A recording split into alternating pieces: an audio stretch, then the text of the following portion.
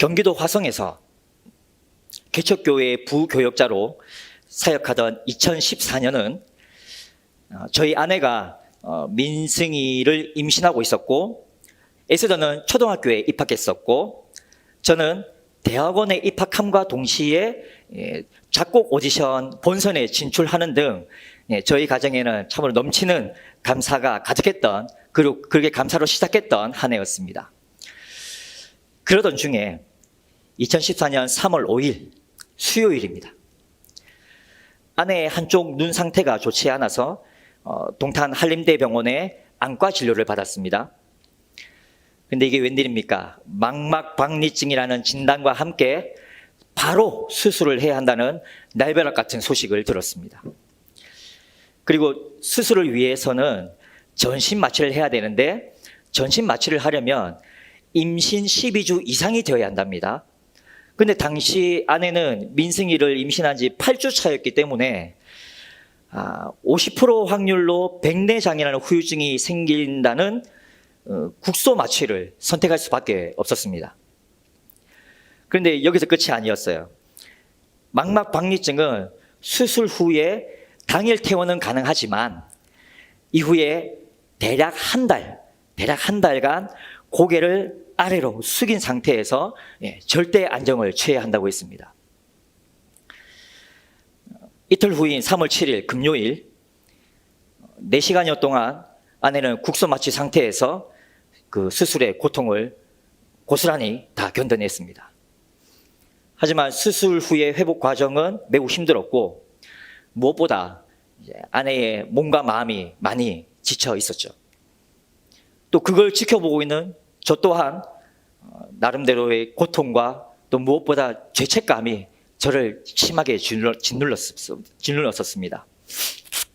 그 속에서 하나님을 향해 원망 섞인 한탄을 쏟아낼 수밖에 없었는데, 왜냐하면 지금 일어났던 이 모든 상황들이 2014년 연초 저희 가정에 다양한 복을 허락하셨던 하나님에 대한 감사가 넘치고 있는 그 와중에 정말 이유도 모른 채 갑작스럽게 찾아왔기 때문입니다.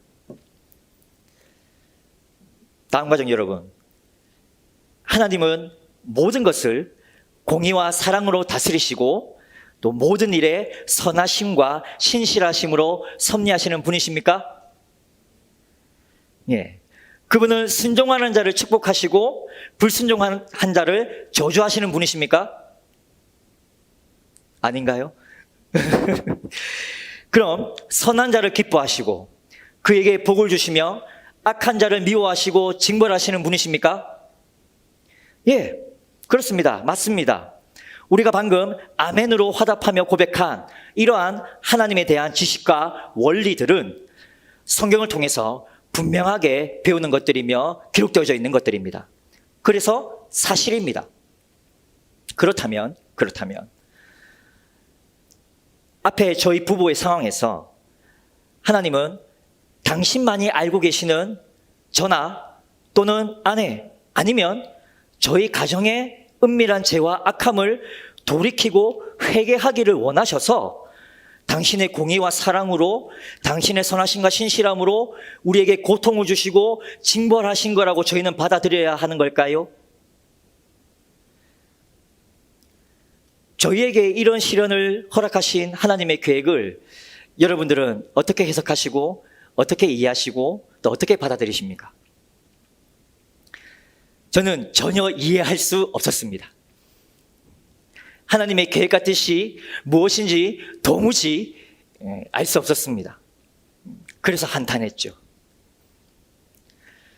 이론과 현실은 다르다는 이 흔한 말이 믿음으로 살아가고 있는 우리들에게는 믿음과 현실은 다르다로 들리고 또 그 말이 맞는 말인 것처럼 느껴질 때가 있습니다.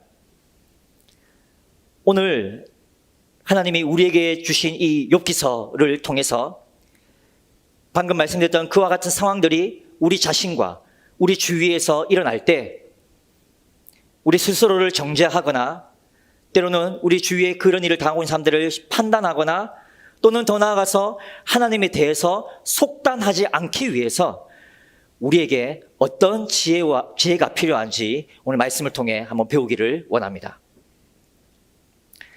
자, 욥기서는 잠언, 전도서와 함께 지혜서라고 불리는 책입니다. 잠언의 지혜는 일상의 지혜라고 불립니다. 그래서 일상의 지혜로서 인과응보 또는 권선징악과 같이 우리의 삶의 뼈대를 이루는 일반적인 규칙이 있다라고 말합니다. 그런데 그 규칙은 하나님의 말씀이며 하나님을 알고 그 말씀을 지키는 것이 바로 지혜다라고 잠언은 말합니다. 그래서 이러한 잠언의 지혜를 규범적 지혜라고 합니다. 규범적 지혜. 그러나 욥기서와 전도서는 예외가 있다는 것을 아는 것이 지혜다라고 말합니다. 예외가 있다. 이것을 반성적 지혜라고 부릅니다. 반성적 지혜. 욥기서는 욥의 시련을 통해서 원인 없는 결과가 분명히 있을 수 있고 선함이 고난받고 악함이 번성할 수도 있다는 일반적인 규칙을 벗어난 예외가 있음을 분명하게 보여주는 책입니다. 그리고 전도서는 인간의 입장에서는 이해할 수 없고 때로는 부당하다고 느껴지는 그 예외라는 일들조차도 뒤돌아서서 보면 하나님의 절대선이라는 이 거대한 규칙의 일부다라는 것을 교훈하는 책입니다. 그러므로 이 구약의 지혜서인 잠언, 욥기, 전도서는 규범적 지혜와 반성적 지혜를 이해하고 이 둘 사이의 관계를 바탕으로 해서 읽으셔야 합니다. 자, 그럼 오늘 우리가 읽은 본문인 이 욥기서는 1장에서 2장까지가 서론 부분입니다. 이 서론에서 욥기 전체의 내용을 파악할 수 있는 핵심을 찾을 수 있습니다. 오늘 우리가 읽은 본문은 서론의 시작 부분이죠. 잠언의 규범적 지혜대로 살아가는 욥, 그 욥을 소개하다가 6절부터 갑자기 천상회의의 장면으로 바뀝니다. 이 흐름이 뭔가 좀 어색한 것처럼 보이지만 이 도입부가 이것을 통해 우리에게 무엇을 말하려고 하는지 한번 구체적으로 살펴봅시다. 먼저 욥에 대해 소개하는 1절에서 5절 사이를 같이 보겠습니다. 1절에서 욥의 출신 지역은 동방의 우스라는 곳입니다. 그리고 이어서 그의 신앙 인격이 4가지로 표현되는데 먼저 욥은 도덕적으로 온전한 사람, 이 온전함은 도덕적으로 온전하다는 말입니다. 그리고 정직하여, 바르고 정직하여서 정의를 실천하는 사람이었다는 말입니다. 그리고 하나님을 경외하고 악에서 떠난 신앙을 가진 자로서 하나님과의 관계에서도 흠을 찾기 어려운 매우 모범적인 신앙인이었단 말입니다. 자, 욥에 대한 이러한 평가는 뒤에 1장 8절과 2장 3절에서 하나님께서도 동일한 이 4가지로 욥을 평가하십니다. 그래서 지금 1장 1절에 나타난 이 욥에 대한 평가는 사실이다, 진실이다라는 것을 말해줍니다. 그런데 이 시작 부분에서 욥에 대해 이렇게 못을 받고 시작하는 것은 어떤 장치와 같습니다. 무슨 말이냐면 자, 잠언 1장 7절 그리고 잠언 3장 7절, 잠언 9장 10절 등에 나타난 것처럼 욥이 잠언의 규범적 지혜대로 산 사람이었고 그리고 2절부터 이어질 그가 받은 축복은 하나님의 뜻에 따라 사는 자들, 곧 잠언의 지혜로 말하면 지혜자에게 주어지는 당연한 보상이라는 것을 짚으려는 겁니다. 근데 여기서 우리가 주의해야 할 게 있습니다. 분명한 것은 받은 보상, 이 보상에 초점을 두려는 것이 아니라 욥이 그만큼 규범적 지혜대로 산 사람이었다는 것을 강조하려는 것임을 여러분은 꼭 기억하시기 바랍니다. 자, 이렇게 규범적 지혜대로 살았던 욥은 2절과 3절에서 다산 그리고 풍성한 소유를 누렸습니다. 그가 누렸던 그 소유의 크기와 범위가 얼마나 컸던지 욥은 동방에서 가장 훌륭한 자, 즉 동방에서 가장 큰 자라고 불렸습니다. 거기다 4절에서는 자녀의 화목의 복까지 누립니다. 여러분, 다산과 수많은 소유의 복, 거기다 가정의 평안과 그 자녀들의 화목까지, 가정의 평안의 그 화목의 복까지 누리는 것. 우리가 정말 바라는 가장 이상적인 그런 삶의 모습 아닙니까? 예, 욥은 이것을 누렸습니다. 5절에서 욥은 자녀들이 혹시나 부지 중에 죄를 범해서 이 마음으로라도 하나님을 욕되게 했을까, 하나님을 배반하였을까 싶어서 염려하여서 자녀들의 성결을 위해 애쓰고 있는 모습을 보여줍니다. 이러한 욥의 신앙 태도는 우리말로 다시 표현하면 야, 뭐 그렇게까지 하냐 라고 말할 정도로 스스로 지혜롭게 여기지 않고, 잠언의 말씀에 그대로 나와 있는 겁니다. 스스로 지혜롭게 여기지 않고 모든 것에 세심하게 주의를 기울이면서 잘못된 길에 들어설 수 있는 일말의 가능성조차도 조심하는 겸손한 모습이었다는 겁니다. 그리고 이어서 욥의 행위와 태도가 항상 이러하였더라 라는 표현을 통해서 욥이야말로 잠언의 규범적 지혜의 최고치를 실천하는 의인이자 지혜자임을 다시 한번 확인시켜 줍니다. 그리고 욥에 대한 이러한 묘사는 앞으로 벌어질 욥의 시련에 대해서 욥에겐 책임이 없다는 것을 분명하게 하려는 의도가 있는 것입니다. 자, 이 1절과 5절 이 부분에서 우리는 성도로서 항상 성경의 규범적 지혜대로 살아야 하는 존재임을 다시 한번 확인할 수 있습니다. 이 말은 규범적 지혜와 원리대로, 즉 모든 일에는 그에 합당한 까닭이 있다는 것 또한 분명히 알아야 한다는 말입니다. 그런데 이 말은 모든 일에 잘잘못을 따져라 라는 말로 오해하지 마시기 바랍니다. 이거는 이것 때문에 이런 거고 저거는 저것 때문에 이런 거지 라고 뭔가 잘못된 것, 뭔가 잘된 것 이런 것을 따지라는 말이 아닙니다. 그런 의미가 절대 아닙니다. 모든 일에 합당한 까닭이 있다는 이 말은 그 일이 일어나게 된 배경, 사연, 그리고 팩트를 잘 이해하고 짚어보라는 얘기입니다. 본문에서 욥은 잠언의 규범적 지혜대로 살았던 대표자입니다. 하나님의 말씀대로 살려고 세밀하게 몸부림쳤던 그의 삶의 태도는 하나님마저도 인정할 정도였다는 것을 우리는 확인했습니다. 그리고 그에 합당한 축복도 있었다는 것을 확인했습니다. 그러나 다시 한번 말씀드리지만 욥이 받은 축복에 초점을 두지 마십시오. 욥의 신앙 인격과 삶의 몸부림이 사탄 앞에서도 자랑스러워할 만큼 하나님께 인정받는 것이었다는 것, 즉 말씀대로 사는, 규범적 지혜대로 사는 의인의 삶이었다는 것에 여러분들 도전받으시기 바랍니다. 그래서 욥을 소개하는 이 구절에서 우리가 주목해야 할 것은 1절에 욥이 온전하고 정직하여 하나님을 경외하며 악에서 떠난 자였다라는 것과 5절에 욥의 행위가 항상 이러하였더라 입니다. 이것을 정리하면 우리는 성경의 규범적 지혜대로 살려고 항상 몸부림쳐야 한다는 겁니다. 도덕적으로 우리가 완벽할 수는 없으나 성화의 과정 가운데 온전해지려고 몸부림치고 성경적인 세계관 안에서 바른 삶의 태도와 습관으로 정의를 실천하려고 몸부림치고 창조주시며 절대 주관자이신 하나님을 두려워할 줄 알고 죄와 악에서 떠나려고 몸부림치는 우리의 모습이 하나님과 사람들 앞에서 항상 그러하기를 간절히 소망합니다. 자, 이어서 6절과 12절 사이를 보겠습니다. 이제 장면은 욥의 소개에서 천상회의로 바뀝니다.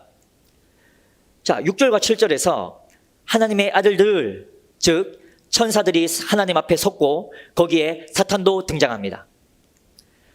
하나님 앞에 서 있는 천사들과 사탄의 모습, 이 모습은 마치 사단장 앞에 도열해 있는 군사들의 모습을 떠올리게 합니다.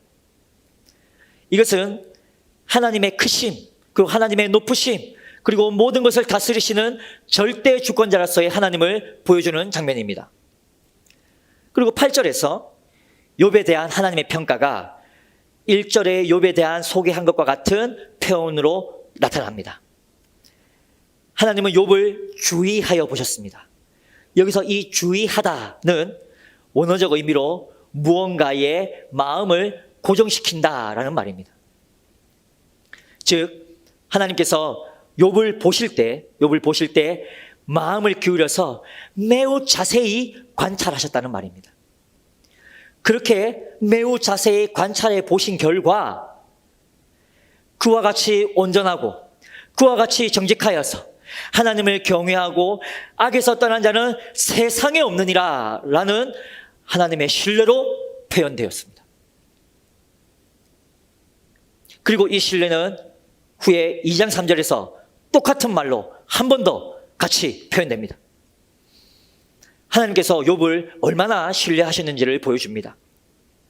이처럼 불꽃과 같은 눈으로 하나님께서 면밀히 우리의 삶을 관찰하고 지켜보고 계신다는 것을 기억하시고 하나님의 신뢰를 얻는 우리가 되기를 간절히 소망합니다.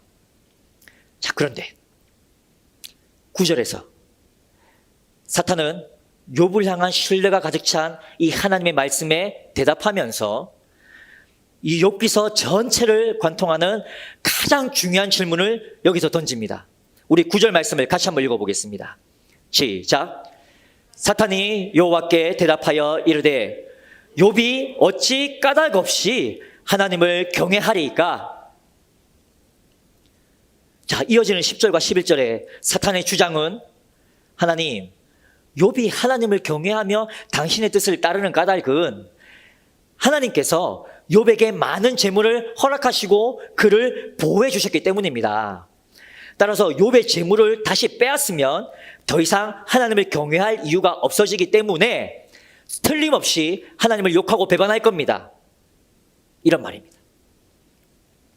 하나님의 절대 주권과 욥을 향한 하나님의 신뢰에 찬 말씀 앞에서 이러한 사단의 반박은 다른 의미에서는 좀 옹졸해 보이고 초라해 보이기도 하지만 고발자로서의 이 사단의 주장은 매우 강력한 주장입니다. 그리고 욥기서 저자는 이 사탄의 질문을 지금 우리에게 그대로 던집니다. 당신은 어떤가? 지금 당신에게 허락하신 것들, 하나님의 은혜와 복이라고 생각되는 것들, 그것들이 당신 곁에서 까닭 없이 사라져도 당신은 끝까지 하나님은 살아계시며 선하신 분이라고 말할 수 있는가? 끝까지 하나님을 신뢰할 수 있는가? 끝까지 하나님을 믿을 수 있는가? 여기서 나타나는 사탄의 신학은 이렇습니다. 하나님에 대한 인간의 신앙은 인과응보 원리를 결코 벗어날 수 없다. 신앙이 뒤따르는 보상은 하나님을 경외하는 것의 목적이며 결과다. 그러므로 보상이 없으면 인간의 신앙은 거짓임이 드러난다. 이것이 사탄이 말하는 신학입니다. 여러분은 이와 같은 사탄의 신학을 어떻게 생각하십니까? 제 마음은 매우 거칠게 반박하고 싶은데 저의 현실의 모습이 입술을 다물게 합니다. 이게 무슨 말이겠습니까? 저에게도 역시 신앙의 보상 심리가 있다는 말입니다. 하나님, 지금 말씀대로 믿고 있잖아요. 지금 그렇게 살고 있잖아요. 또 그렇게 살려고 몸부림치고 있잖아요. 그러니 약속하신 보상을 좀 주세요. 좀 허락해 주세요. 라고 대놓고 말하지는 않지만 은근히 바라거나 은근히 요구하고 있는 저의 모습을 시시때때로 발견한다는 말입니다.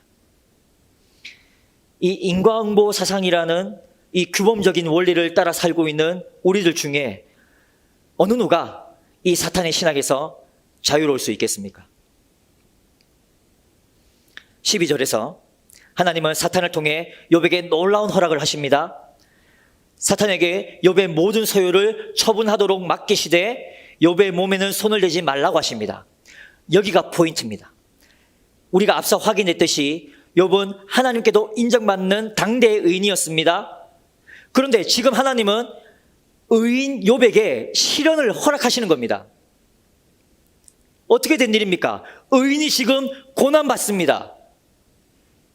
규범적 원리가 깨어진 겁니다. 사탄의 책략에 하나님이 속으신 건가요? 아니면 터무니없는 주장을 펼치는 사탄에게 하나님 당신이 맞다는 것을 입증하시려고 의인 욥의 인생을 이용하시는 걸까요? 만약 그렇다면 그건 정당한 걸까요?